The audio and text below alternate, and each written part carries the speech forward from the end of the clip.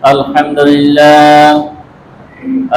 لله نحمده ونستعينه ونستغفره ونؤمن به ونتوكل عليه ونعوذ بالله من شرور أنفسنا ومن سيئات أعمالنا. من يهده الله فلا مضل له ومن يضلله فلا هادي له. ونشهد أن لا إله إلا الله وحده لا شريك له الذي أرسله بالحق بصيرا ونذيرا وداعيا إلى الله بإذنه وسراجا منيرا. أما بعد، أعوذ بالله من الشيطان الرجيم. بسم الله الرحمن الرحيم. فأما من طغى وآثر الحياة الدنيا فإن الجحيم هي المأوى. وأما من خاف مقام ربه ونهى النفس عن الهوى فإن الجنة هي المأوى.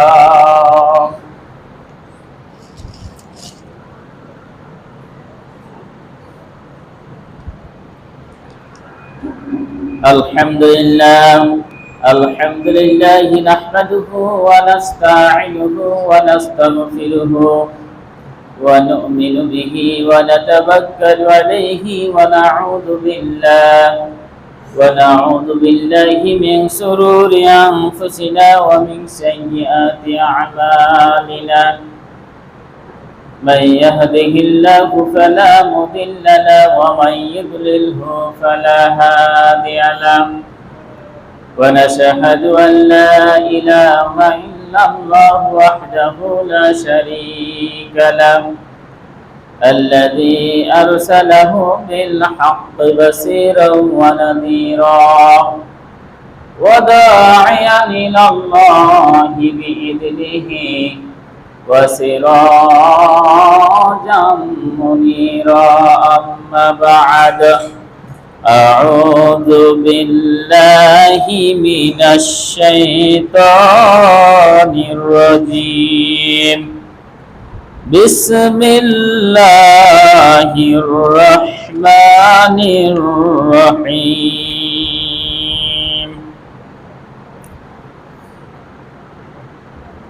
والمؤمنون والمؤمنات بعضهم أولياء بعض يأمرون بالمعروف وينهون عن المنكر ويقيمون الصلاة ويؤتون الزكاة ويطيعون الله ورسوله أولئك سيرحمهم الله إن الله عزيز حكيم. وعن أبي مالك الأشعري رضي الله تعالى عنه قال رسول الله صلى الله عليه وسلم الصدقات برهان রাহুল বুখারী। উপস্থিত আজকের সম্মানিত মসজিদের মুসল্লিবৃন্দ, আমরা সর্বপ্রথমে সেই মহান রব্বুল আলামিনের দরবারে প্রশংসা জ্ঞাপন করছি যে মহান রব্বুল আলামিন আমাদেরকে একটি মাস সিয়াম পালন করার পর ঈদুল ফিতরের নামাজ আদায় করার পর তারপরের দিন একটা জুমা ছিল এবং আজকে দ্বিতীয় জুম্মায় এই জুমাতুল মসজিদে সহি সালামতে আসতে পেরেছি। এই জন্য আমরা সেই মহান রব্বুল আলামিনের দরবারে প্রশংসা জ্ঞাপন করছি, সকলে বলছি আলহামদুলিল্লাহ। লক্ষ কোটি দুরূদ ও তাসলিমা বর্ষিত হোক বিশ্ব নবীর প্রতি, সকলে বলছি আল্লাহুম্মা সাল্লি আলাইহি আল্লাহুম্মা বারিক আলাইহি। প্রিয় হাজিরিন, আমি আপনাদের সামনে ঈদের শেষ জুমায়, রমজান মাসের শেষ জুমায় কিন্তু যাকাত সম্পর্কে একটু আলোচনা করছিলাম, মনে আছে কিনা জানি না। তো ওই আলোচনাটা যেহেতু একটু অপূর্ণাঙ্গ ছিল, আজকে ওই যাকাত সম্পর্কে আলোচনা করব ইনশাআল্লাহ।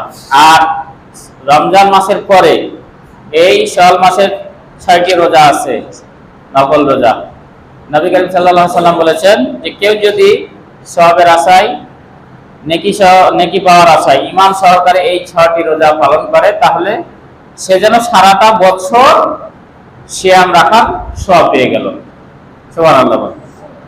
তা আমরা একটা মাস যারা 30টা রোজা রাখতে পেরেছি, সিয়াম রাখতে পেরেছি, আপনারা চেষ্টা করবেন এই 6টা চাঁদের মধ্যেই রাখার চেষ্টা করবেন, পারবেন তো ইনশাআল্লাহ। আপনারা যারা কাজ নাই বললে চলে, অনেকের এখন বর্তমানে কাজ তো দেখা যায় না, ধান কাটা তো নাই আপনার, তারপর আলু টালু এগুলো তো সব উঠে গেছে, পেঁয়াজও তো উঠে গেছে, কৃষিকাজ যেগুলো দেখা যায়। তো আপনারা যারা এমনি ঘুরে বেড়াচ্ছেন, একটু রোদটা করা হচ্ছে ঠিক আছে, কিন্তু আপনি এই পড়ার মধ্যেও অনেকের কিন্তু হয়ে গেল 3টা 4টা 5টা 6টা পর্যন্ত অনেকের হয়ে গেল। আপনারা যদি এই রমজান মাসের মতো নফল সিয়ামগুলো অভ্যাস করেন, দেখবেন যে শরীর সুস্থ থাকবে, আমাদের মন মস্তিষ্ক ঠিক থাকবে এবং আমাদের আমলনামায় নেকির পাল্লাটা ভারী হয়ে যাবে। কাল কিয়ামতের মাঠে কোন নেকি, কোন আমলের নেকির মাধ্যমে যে আপনি জান্নাতে যাবেন, আমি জান্নাতে যাব, বুঝতেই পারবো না। তা আমরা সবাই চেষ্টা করব এই মাসে 6টা সিয়াম পালন করা। তা আমি যাকাতের সম্পর্কে প্রথমে আলোচনা করছিলাম, যাকাতের গুরুত্ব সম্পর্কে, যে যাকাত হচ্ছে ইসলামের বুনিয়াদের মধ্যে 3 নাম্বার বুনিয়াদ। ইসলামের 5টি খুঁটির মধ্যে 3 নাম্বার খুঁটি। তো যাকাতের নির্দেশ স্বয়ং কে দিয়েছেন? আল্লাহ রাব্বুল আলামিন। যে ইসলাম কেউ যদি পালন করে, কেউ যদি নিজেকে মুসলমান দাবি করে, তাহলে তাকে এই 5টি কাজ করতেই হবে। কালেমায় বিশ্বাস স্থাপন করতে হবে, 2 নাম্বার হচ্ছে নামাজ প্রতিষ্ঠা করতে হবে, 3 নাম্বার হচ্ছে যাকাত প্রদান করতে হবে, 4 নাম্বার হজ যদি সামর্থ্য থাকে জীবনে একবার হজ আদায় করতে হবে, 5 নাম্বার হচ্ছে সিয়াম পালন করতে হবে। তো 3 নাম্বার স্তম্ভ যাকাত সম্পর্কে আল্লাহ রাব্বুল আলামিন মানে নির্দেশ দিয়েছেন, এবং এই যাকাতের নির্দেশটা প্রায় সব নবীর ক্ষেত্রে, প্রত্যেকটা নবীকেই আল্লাহ রাব্বুল আলামিন এই যাকাতের নির্দেশটা করেছেন। আল্লাহ রাব্বুল আলামিন বলেন, ওয়াজআলনাহুম আইম্মাতান ইয়াহদুনা বিআমরিনা ওয়া আওহাইনা ইলাইহিম ফি'লাল খায়রাত ওয়া ইকামাস সালাতি ওয়া ইতাআজ যাকাতি ওয়া কানু লানা আবিদিন। আল্লাহ রাব্বুল আলামিন বলেন, আমি প্রত্যেক নবীকে তাদেরকে নেতা বানিয়েছিলাম এবং তাদেরকে আমি আমার নির্দেশ মানুষদেরকে পথ প্রদর্শন করার জন্য প্রত্যেক নবীকে আমি নির্দেশ করেছিলাম। আচ্ছা, প্রত্যেক নবীর দায়িত্ব কি?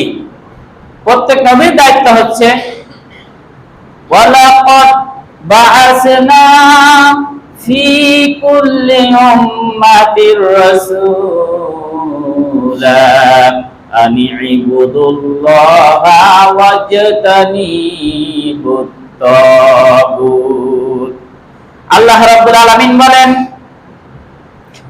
হযরত আদম আলাইহিস সালাম থেকে শুরু করে আমাদের শেষ নবী পর্যন্ত যত নবী এবং রাসূল এই দুনিয়ায় এসেছিল, প্রত্যেক নবী এবং রাসূলকে আল্লাহ রাব্বুল আলামিন দুইটা হুকুম করেছিলেন।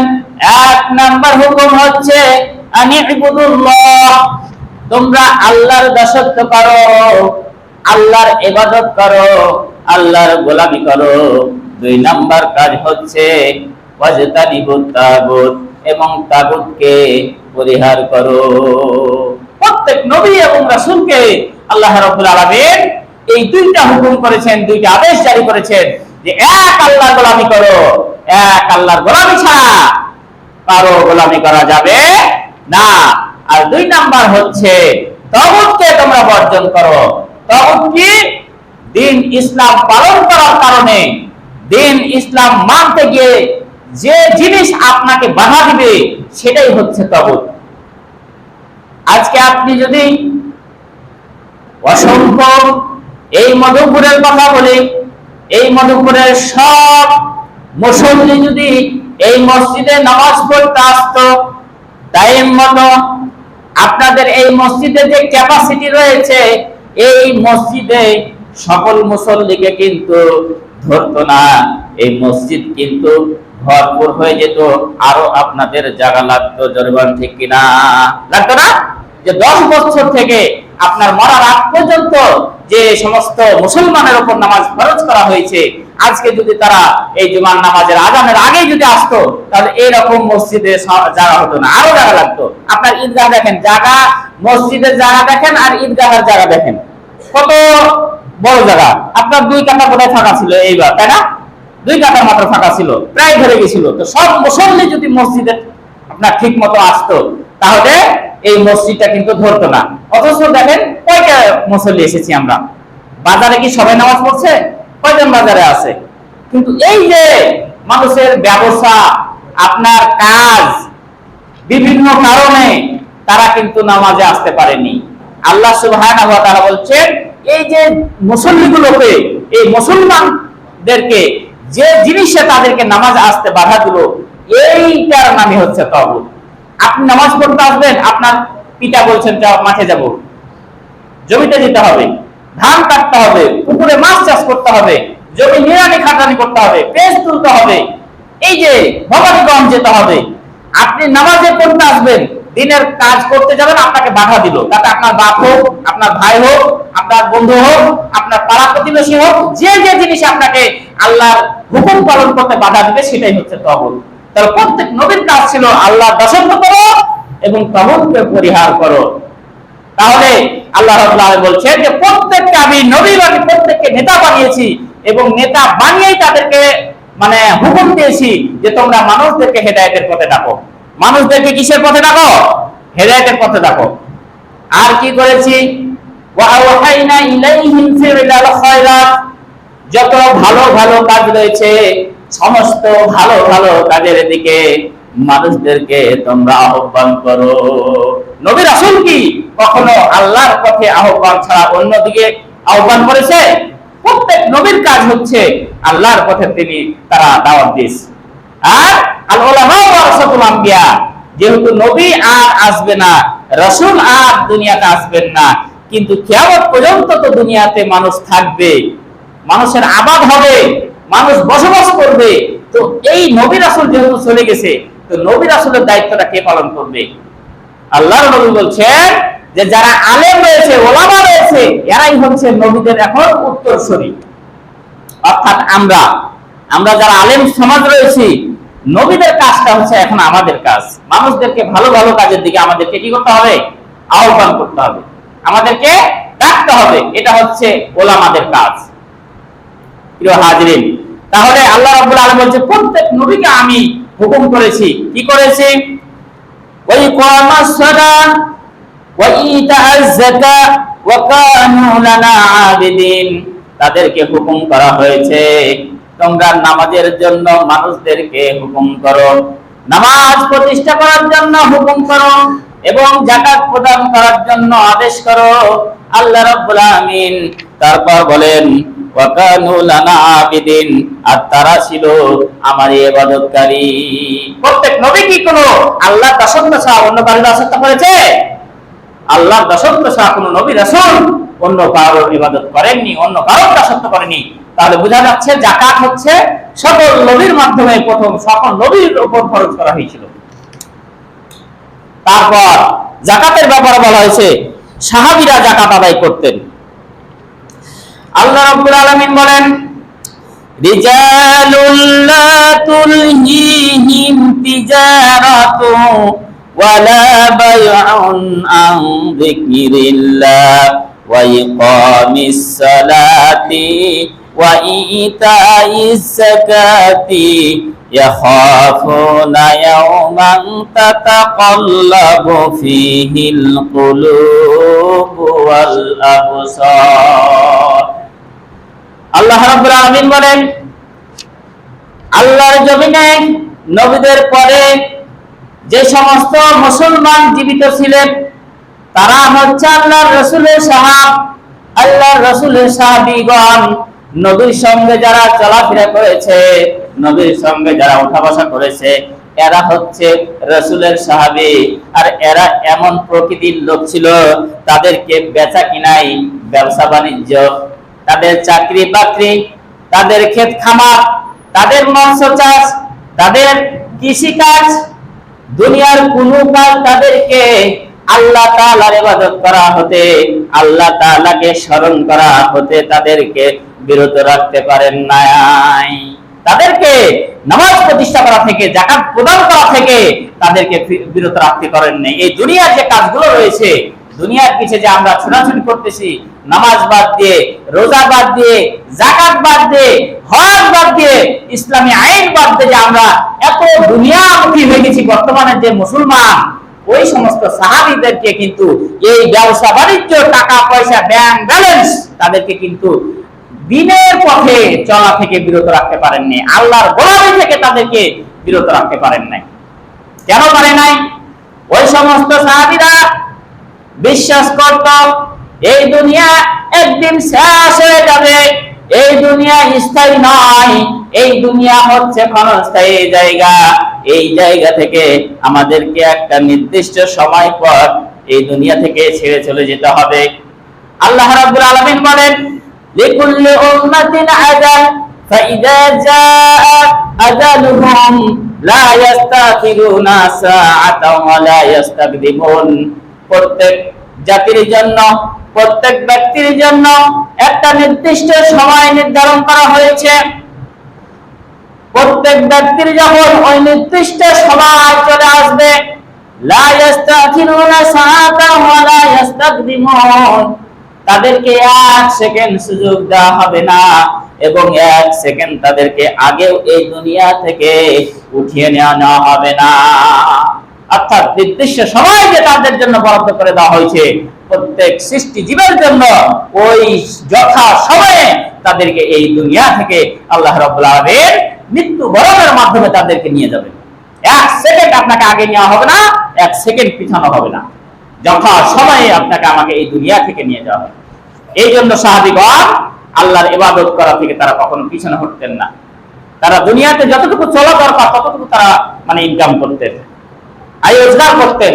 আমাদের মতন এত ব্যাংক ব্যালেন্স, বাড়ি গাড়ি, টাকা পয়সা, জায়গা জমি বৃদ্ধির জন্য এত টাকা ছোটাছুটি করতো না, প্রিয় ভাইরা আমার।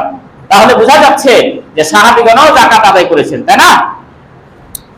তারপর যাকাত আদায় করা এটা হচ্ছে মুমিনের একটি মৌলিক গুণ, মুমিন নর এবং নারীর একটা মৌলিক গুণ। আল্লাহ রাব্বুল আলামিন বলেন ওয়াল মুমিনুনা ওয়াল মুমিনাতু বা'দুহুম আউলিয়াউ বা'দ। আল্লাহ রাব্বুল আলামিন বলেন প্রত্যেক মুমিন নর এবং নারী একে অপরের পরিপূরক, একে অপরের বন্ধু, একে অপরের সহযোগী। তাদের পাঁচটি কাজ করা লাগে প্রত্যেক মুমিন নর এবং নারীকে। পাঁচটি কাজ যদি করে, এটা তাদের মৌলিক গুণ, নৈতিকতা তারা বজায় রাখলো। এক নাম্বার হচ্ছে ইয়ামুরুনা বিল মারুফ। প্রত্যেক মুমিন নারীর দৈনন্দিন জীবনের কর্মসূচির মধ্যে থাকা লাগবে, প্রত্যেক ভালো কাজের জন্য তারা আদেশ করবে। আর দুই নাম্বার কাজ হচ্ছে ওয়ায়ানহাউনা আনিল মুনকার। যত অন্যায় কাজ দেখবে, প্রত্যেক অন্যায় কাজ থেকে মানুষদেরকে বিরত রাখবে। তিন নাম্বার কাজ হচ্ছে ওয়ায়ুকিমুনাস সালাহ, নামাজ প্রতিষ্ঠা করবে। চার নাম্বার হচ্ছে ওয়ায়ুতুনাজ যাকাত, যাকাত প্রদান করবে। পাঁচ নাম্বার কাজ হচ্ছে ওয়ায়ুতিউনাল্লাহা ওয়া রাসূলাহু, আল্লাহ এবং আল্লাহর রাসূলের ইতাআত করবে, আল্লাহ এবং আল্লাহর রাসূলের আনুগত্য করবে। এই পাঁচটা কাজ যদি কোনো মুমিন নর এবং নারী পালন করে, আল্লাহ রাব্বুল আলামিন বলেছে উলাইকা সাইয়ারহামুহুমুল্লাহ, আশা করা যায় তারা আল্লাহর রহমত পাবে, আশা করা যায় আল্লাহ তাদের উপর রহমত বর্ষণ করবে।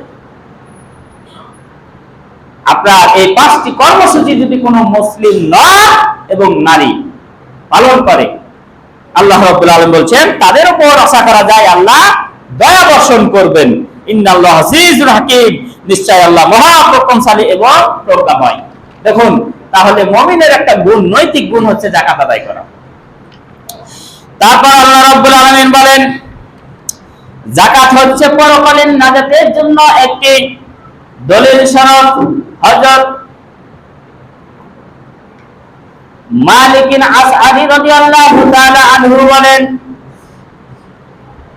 আস-সাদাকাতু বুরহানুন ওয়াজ-যাকাতু বুরহানুন। হযরত মালিক রাদিয়াল্লাহু তাআলা আনহু বলেন যে যাকাত হচ্ছে জাহান্নাম থেকে বাঁচিয়ে মুমিনদেরকে জান্নাতে নিয়ে যাওয়ার জন্য আল্লাহর কাছে একটা দলিল। আজকে যখন জমি, আপনি যে এই যে মসজিদের এটা জমি, এর প্রমাণটা কি? এটা যে বলেন যে মসজিদেরই জায়গা, এর জন্য প্রমাণ যদি আমরা জানতে চাই তাহলে আমরা দলিল বের করে দেখাই, তাই না? আপনার যে এই যে ঈদগাহের জন্য যে এইটা জায়গা, এর প্রমাণ তো অবশ্যই আছে। বলে কি প্রমাণ আছে? আমার কাছে জায়গার দলিল আছে। তার মানে কি? আরবিতে বলছেন যাকাতু বুরহানুন, যে মুমিনেরা কিয়ামতের ময়দানে তাদেরকে যে জান্নাতে দিবে, আমি যে যাকাত আদায় করেছি এর প্রমাণটা কি? কিয়ামতের দিন আমি যে যাকাত দিয়েছি প্রমাণটা কি? এই যাকাত যদি আপনি বের করে দিই, আমি যদি বের করে দিই, এই যাকাতই আপনার আমার জন্য বুরহান হিসাবে, দলিল হিসাবে আল্লাহর কাছে সাক্ষ্য দিবে যে আল্লাহ, আমি যাকাত এই যে এই ব্যক্তি আমাকে আদায় করেছিল, সুতরাং তার জন্য আমি জান্নাতে যাওয়ার জন্য দলিল হয়ে গেলাম। সুবহানাল্লাহ বলে। তাহলে যাকাত খুব গুরুত্বপূর্ণ একটা বিষয়। অনেক আলোচনা যেহেতু আছে, আপনার যাকাত, আপনার শয়তান কিন্তু যাকাত আপনাকে দিতে দেয় না। শয়তান সবসময় কি যাকাতের বিপক্ষে অবস্থান নেয়। যদি যাকাত দেয় তাহলে শয়তান আর আল্লাহর কথা হচ্ছে যাকাত দিলে বাড়ে, যাকাত দিলে যাকাতের সম্পদটা বৃদ্ধি পায়। আর শয়তান বলছে যাকাত দিলে যাকাত কমে যায়, সম্পদ কি হয়ে যায়? কমে যায়। তা আল্লাহর কথাটা আগে শুনি। আল্লাহ রাব্বুল আলামিন বলেন ওয়ামা আতাইতুম মির রিবাল লিয়ারবুয়া ফি আমওয়ালিন নাসি ফালা ইয়ারবু ইনদাল্লাহ ওয়ামা আতাইতুম মিন যাকাতিন তুরিদুনা ওয়াজহাল্লাহ ফাউলাইকা হুমুল মুদঈফুন। আল্লাহ রাব্বুল আলামিন বলেন তোমরা যে বেশি বেশি টাকা লাভের আশায় মানুষদেরকে সুদ দিয়ে থাকো, সুদের লেনদেন যে তোমরা করো, আসলে সুদের লেনদেন করলে আল্লাহর কাছে সম্পদ বৃদ্ধি পায় না। কিন্তু তোমরা আল্লাহকে সন্তুষ্ট করার জন্য, আল্লাহকে রাজি খুশি করার জন্য তোমাদের যে ধন সম্পদ দিয়েছি, এই ধন সম্পদ থেকে তোমরা যে যাকাত বের করে দাও আল্লাহর রাস্তায়, আল্লাহ রাব্বুল আলামিন বলেন এই যাকাত বের করা দেওয়ার মাধ্যমে আল্লাহর কাছে তোমাদের সম্পদ বৃদ্ধি পায়। সুতরাং আমরা চোখে দেখি যে যখন আমরা জাকাত বের করে দিই মনে হয় যে আমাদের তো সম্পদ কমে গেল, আমাদের সম্পদ কি হয়ে গেল, কমে গেল। 100 টাকাতে 2.5 টাকা, 2.5% মানে কি 100 টাকাতে 2.5 টাকা, তাহলে আপনার এই 2.5 টাকা কমে গেল না 100 টাকার মধ্যে। এটা কিন্তু আমরা চর্মচোখে বুঝতে পারি, কিন্তু আল্লাহ বলছেন যে না, আমার কাছে ওই 2.5 টাকা তুমি যদি বের করে দাও, তোমার যে 97 টাকা থাকলো, আমি আল্লাহ এমন তোমার ওই 97 টাকার মধ্যে বরকত দিব যে তুমি 100 টাকা যে 2.5 টাকা তোমার 100 টাকার মধ্যে থেকে তুমি যদি খেয়ে নিতে, তাহলে ওই বরকত আমি ওই 100 টাকার মধ্যে দিতাম না। তাহলে যাকাত দিলে আল্লাহর কাছে কি হয়, বৃদ্ধি পায়। হযরত আবু হুরায়রা রাদিয়াল্লাহু তাআলা আনহু বলেন, মান তাসাদ্দাকা বিআদলি তামরাতিন মিন কাসবিন তাইয়্যিবিন ওয়া লা ইয়াকবালুল্লাহু ইল্লা তাইয়্যিব। আল্লাহর নবী বলেন, কেউ যদি একটি খেজুর দান করে, পবিত্র খেজুর, যে খেজুর সে চাষ করেছে, যে খেজুরের মধ্যে কোনো দুর্নীতি নাই, যে খেজুরের মধ্যে কোনো অন্যায় ঢুকে নাই, ভেজাল নাই, পবিত্র একটা খেজুর যদি কেউ আল্লাহর রাস্তায় সদকা করে দেয়, দান করে দেয়, আল্লাহ রাব্বুল আলামিন বলেন, আল্লাহর যে সমস্ত বস্তুগুলো পবিত্র, এই পবিত্র বস্তু ছাড়া আল্লাহ কখনো নাপাক বস্তু কবুল করেন না। আমরা যে যারা অন্যায় ভাবে, আপনাদের দিকে তো নাই, চাঁপাইনবাবগঞ্জ আর ওই গোলাগাড়ির ওই সাইডে ফেন্সিডিল, হিরোইন, গাঁজা, এই সমস্ত বিষয়গুলো, এই সমস্ত ব্যবসাগুলো তারা কিন্তু করে। আর অধিকাংশ মাদ্রাসা, আপনার মাদ্রাসা যখন করে, আপনার এই যে আমাদের ভাইস প্রিন্সিপাল যে মারা গেল, ওনাদের ওই চরে মোটামুটি এই দাওরায়ে হাদিস মাদ্রাসায় 4টা আছে, আর ছোটখাটো নুরানি, কেজি, আরো ওই ছোট মাদ্রাসাগুলো অনেকগুলো আছে। এবং প্রত্যেকটা মাদ্রাসায়, ওই 4টা মাদ্রাসার কথা বলি, এক একটা মাদ্রাসাতে 400 থেকে 500 ছাত্র, এবং এক একটা মাদ্রাসায় আপনার 30 থেকে 35-40টা শিক্ষক আছে। প্রত্যেকটা ছাত্র এক একটা জায়গায় থাকে। মনে করেন যে আপনাদের মধুপুরে 100টা ঘর আছে, এখানে একটা মাদ্রাসা খোলা হয়েছে, 100টা ঘরে 100টা ছেলেকে জায়গা নিয়েছে, এবং একটা বাড়িতে মনে করেন আবার 4টা-5টা করে ছেলে রয়েছে এক একজনা, আবার ওরা আলাদা খায়, মানে জুদা খায়, বাপের সঙ্গে খায় না। ওই যারা জুদা খায় ওরা আলাদা আবার এক একটা করে জায়গা নিয়েছে। এভাবে একটা জায়গায় 2-3টা গ্রাম মিলে 500-600 মানে ছাত্র জাগির নেওয়া, এবং কত শিক্ষক তাদেরকে খাওয়া এবং দান খায়রাত করে ওই মাদ্রাসা পরিচালনা করা। এই টাকাগুলো আসে কোত্থেকে?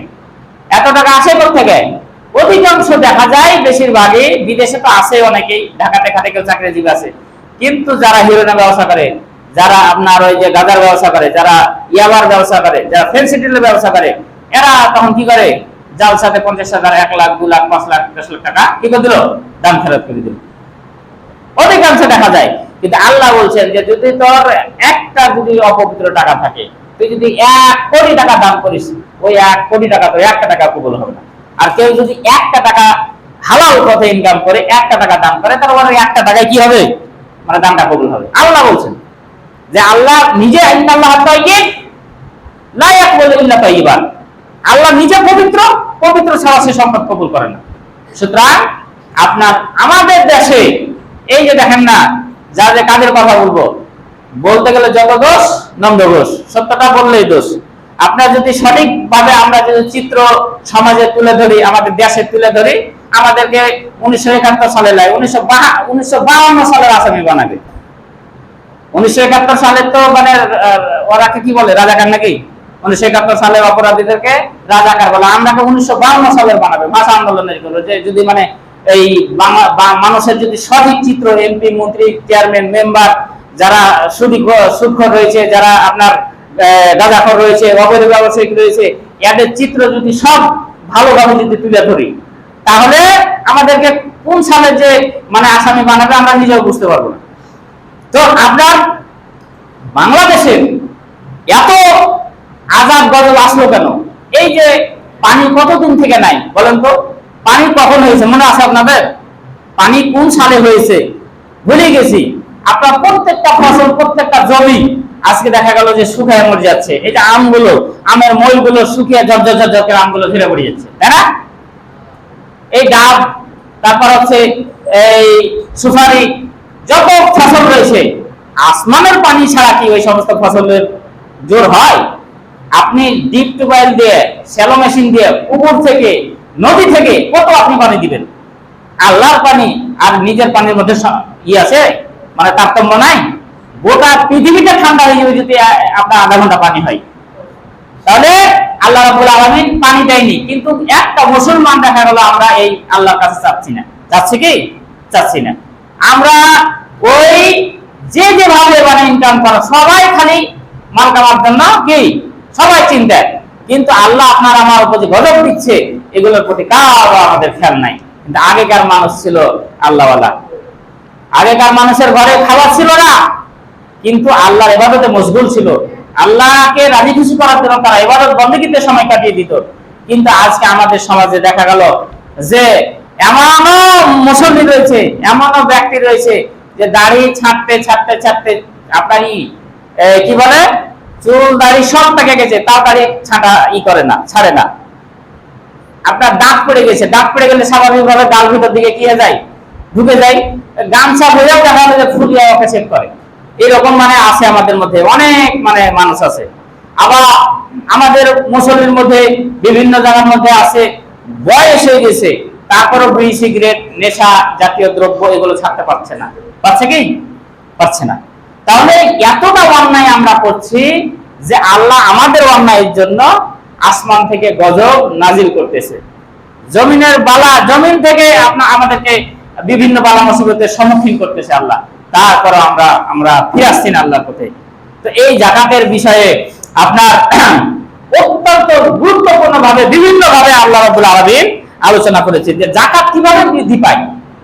আচ্ছা, একটা ছাগল যদি আজকে আপনি নেন, মনে করেন যে এই 5,000 টাকাতে একটা ছোট ছাগল নিলেন, 1 বছর পর ওই ছাগলটার দাম বাড়বে না কমবে? এখন মনে করেন একটা 5 কেজি ওজনের ছাগল নিলেন, এই কুরবানি বাদ দেন, সামনে কুরবানি আস্তে আস্তে ওটা 5 কেজি থেকে 15 কেজি বা 20 কেজি হওয়ার সম্ভাবনা আছে না নাই? আছে। আল্লাহ রাব্বুল আলামিন ওরাই বলছেন যে কেউ যদি আমাকে 100 টাকার মধ্যে 2.5 টাকা দেয়, এই এখন যেমন ছাগল কিনে 1 বছর পর আপনার 5 কেজি ছাগল আপনার 20 কেজি হওয়ার সম্ভাবনা থাকে বা হয়, আমিও এই জাকাতের টাকাটাকে এই ছাগলের মতনই ফসল যেভাবে মানে একটা বীজ আপনি ফসল কি করলেন, ধান তো একটা বপন করলেন আপনি, ওই একটা ধান থেকে 7টা শীষ হলো, 7টা শীষে 700 পর্যন্ত ধান হওয়ার সম্ভাবনা আছে না নাই? আছে। তাহলে আপনি তো বুনেছেন একটা ধান, মনে করেন আপনি যখন লাগালেন, একটা যখন ধানের গোছগালা লাগালেন, আপনি কয়টা শীষ দেন? 3টা 4টা 5টা সর্বোচ্চ। তাহলে যদি 5টা গোছ লাগান, 5টা ধানের শীষ লাগান, তাহলে 5টা ধান লেগেছে। তাহলে 5টা ধান থেকে একটা গোছে দেখা গেল যে 5,000, 500, 2,000, 3,000 এইরকম ধান হয় কি হয় না? আর হয় এই কারণে 1 বিঘাতে এখন 35 মণ, 40 মণ, 30 মণ পর্যন্ত ধান ফলন হচ্ছে না? তো এই বরকতের মালিক, এই যে আল্লাহ বৃদ্ধি করে দিচ্ছে, তার নাম কি? আল্লাহ। তো এই জাকাতের টাকাটাকে উনি বৃদ্ধি করতে পারবেন না? আল্লাহ বলছেন যে এই টাকাটাকে আমি কি করি, তোমাদের এই ধানের মতন, তোমাদের এই ছাগলের মতন, তোমাদের এই গরুর মতন আমি বৃদ্ধি করতে থাকি। কিয়ামতের ময়দানে তোমাকে এই বৃদ্ধি সহ আমি তোমাকে বুঝাই দেব। এই জন্য আল্লাহ রাব্বুল আলামিনের যে হুকুম, এটাকে আপনাকে পালন করতে হবে। প্রিয় ভাইরা আমার, যাকাতের ব্যাপারে শয়তান আপনাকে আমাকে ফকির হয়ে যাবে এটা ভয় দেখায়। আল্লাহ রাব্বুল আলামিন বলেন, শয়তান মানুষদেরকে কুমন্ত্রণা দেয়, মানুষদেরকে বলে 1 লাখ টাকা তোমার ব্যাংকে জমা আছে, 1 লাখ টাকার মধ্যে তুমি 2,500 কিভাবে যাকাত দিবে? তোমার টাকা তো অনেক কমে যাবে। যাদের লাখ লাখ টাকা ব্যাংকে আছে, যাদের কোটি কোটি টাকা, 1 কোটি টাকার মধ্যে 25 লক্ষ টাকা তোমার যাকাত বের হয়ে যাবে। শয়তান মানুষদেরকে ফকির হয়ে যাওয়ার জন্য ভয় দেখায়।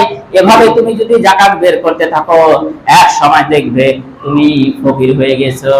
এভাবে কিন্তু আমাদেরকে, মুসলমানদেরকে ভয় দেখায়, আর শয়তানের ভয়ে কিন্তু আমরা আজকে যাকাত বের করছি না। আল্লাহ রাব্বুল আলামিন বলেন, আশ-শাইতানু ইয়াইদুকুমুল ফাখরা ويأمركم بالفحشاء والله يعيدكم مغفرة منه وفضلا والله واسع عليم। আল্লাহ রাব্বুল আলামিন বলেন, শয়তান মানুষদেরকে বলে তোমরা যাকাত দিও না, তোমরা যদি যাকাত দাও তাহলে ফকির হয়ে যাবে। আর মানুষদেরকে অন্যায় কাজ করার জন্য, মানুষদেরকে খারাপ কাজ করার জন্য শয়তান সব সময় তাদেরকে কুমন্ত্রণা দিতে থাকে, তাদেরকে ওয়াসওয়াসা দিতে থাকে। আর আল্লাহ মানুষদেরকে তার ক্ষমা এবং তার দয়ার দিকে আল্লাহ ডাকতে থাকে। আপনি যদি যাকাত আদায় করেন, আমি যদি যাকাত আদায় করি, আল্লাহ বলেন বান্দা আমার একটা ইবাদত, আমার একটা নির্দেশ তুই পালন করলি, তোর জন্য ক্ষমা রয়েছে, তোর জন্য দয়া রয়েছে, তোমাকে আমি খুশি হয়ে গেছি তোমার প্রতি, তোমার জন্য আমি এই আমার আদায় খরচকৃত একটা আদায় পালন করার জন্য তোমার জন্য মরার পর আমি জান্নাত নির্ধারণ করে রেখেছি। আর শয়তান বলে যে যাকাত দিস না, যাকাত দিস না, দরকার নাই, এই টাকাটা জমা, এই টাকা জমার পর তুই রাজশাহীতে বাড়ি কিন, রাজশাহীতে মানে কিন, রাজশাহীতে যখন মাটি হবে তখন বলবে ধর রাজশাহী একটা শহর হলো নাকি, ঢাকাতে মাটি কিন। তখন ঢাকাতে তাকে মানে শয়তান পাম্পটি দিয়ে কি করলো? খালি কি শয়তান মানুষ হয়? শয়তান কি শুধু মানুষ হয়? শয়তান তো মানুষ না। আপনার দেখা হলো যে মিনাল জিন্নাতি ওয়ান নাস, শয়তান হচ্ছে মানুষের মধ্য থেকে শয়তান হয় এবং জিনের মধ্য থেকে শয়তান হয়। এখন আপনার মনে করেন যে মধুপুরে একটা বাড়ি করার ক্ষমতা হচ্ছিল না, মধুপুরের জন্য আপনার একটা বাড়ি হলো, আরো টাকা পয়সা কিছু হয়ে গেল, তখন বলবেন এই মধুপুরে কেউ থাকে, তখন আপনাকে ভবানীগঞ্জ যাওয়ার জন্য মানে পাম্পটি দিতে থাকবে। তখন আপনি দেখেন ভবানীগঞ্জে চলে যাবেন। এই মধুপুরের কি অনেকে ভবানীগঞ্জে যে ভাড়া থাকে না, থাকে কি থাকে না? আছে। মধুপুরে আপনার ভবানীগঞ্জে যখন আপনার টাকা পয়সা দেবে যে ভবানীগঞ্জ আমার বেশি হয়ে গেছে, আরো টাকা পয়সা মেলায়, তখন বলে ভবানীগঞ্জে একটা বাজার হলো, রাজশাহী না, রাজশাহী যাবি, রাজশাহী থেকে যাওয়া আসা করবি, রাজশাহীতে বাড়ি করবি, তবে বলবে যে রাজশাহীতে থাকে। এই আপনাদের মধুপুরের যে তারা এই চৌধুরী নাকি ব্যাংকে চাকরি করতো, এরা রাজশাহীতে থাকে না? হ্যাঁ, আপনার যখন রাজশাহীতে যখন বাড়ি হয়ে যাবে, আরো যখন টাকা পয়সা বেশি হবে, তখন আরো পাম্প করতে দিবে, রাজশাহী একটা শহর হলো, ঢাকা যা, ঢাকা বাড়ি কর। ঢাকাতে যখন হয়ে গেল তখন বলবে যে কেনাটার বেগমগঞ্জে বাড়ি কিনি। করছে কি করছে না? আমাদের এমপি মন্ত্রী শিল্পপতি সবাই করছে না? এইভাবেই করতে আছে। যখন কানাডাতে হবে বলে অস্ট্রেলিয়াতে কিন, অস্ট্রেলিয়াতে যখন হবে আমেরিকাতে কিন, এইরকম করতে করতে আর কবরে যাওয়ার আগ পর্যন্ত আর মানে ত্যাগ পূর্ণ হবে না। আল্লাহ বলছেন যে মানুষের উদর ততক্ষণ পর্যন্ত পূর্ণ হবে না যতক্ষণ পর্যন্ত 3.5 হাত কবরে না পর্যন্ত মানে ঢুকাবে। তা আমি আপনাদের আকল আহ্বান করবো, যাকাত হচ্ছে একটা গুরুত্বপূর্ণ বিষয়। যাকাতের আরো মানে আলোচনা আছে সামনে। যাকাত দিলে উপকারিতা কি, যাকাতের বন্টন মানে নীতি, যাকাত কয়টা খাতে ব্যবহার করা হয়, যেহেতু আপনার একদিনে শেষ করা যাবে না, সময় অলরেডি 1 মিনিট পার হয়ে গেছে।